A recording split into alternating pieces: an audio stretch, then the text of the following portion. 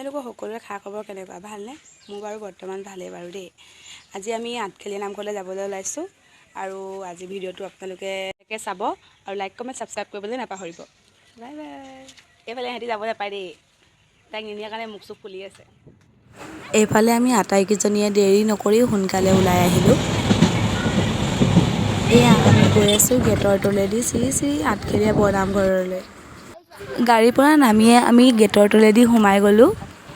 নামঘৰৰ সন্মুখত যে ইমানবোৰ দোকান, মই যে কোনখনত সোমাম ভাবিয়ে পোৱা নাই। সেইবাবে অলুগুটি তলুগুটি কৰি কোনোবা এখন দোকানৰ পৰা চাকি ধূপ লৈ ল'লোঁ। এইফালে আহি আমি নামঘৰৰ মেইন গেটখন পালোঁহি।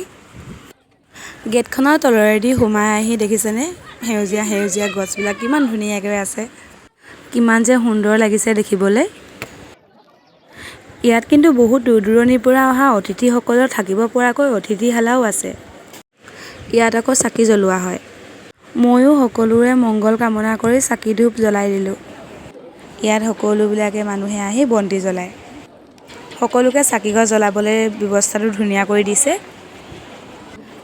আৰু ভালদৰে মানুহক বন্তিগছ বা ধূপকেইডাল জ্বলাই ভগৱানক স্মৰণ কৰিব পৰাকৈ ধুনীয়াকৈ দিয়া হৈছে।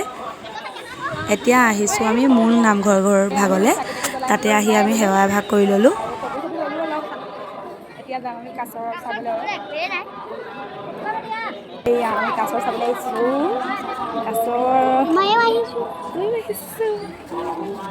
এইফালৰ পৰা চাওঁগৈ। ভাগ্য ভাল হ'লে সুন্দৰকৈ কাছ দেখিবলৈ পোৱা যায়, আমিও দেখিলোঁ বাৰু। এয়া আমি প্ৰসাদো ল'লোঁ।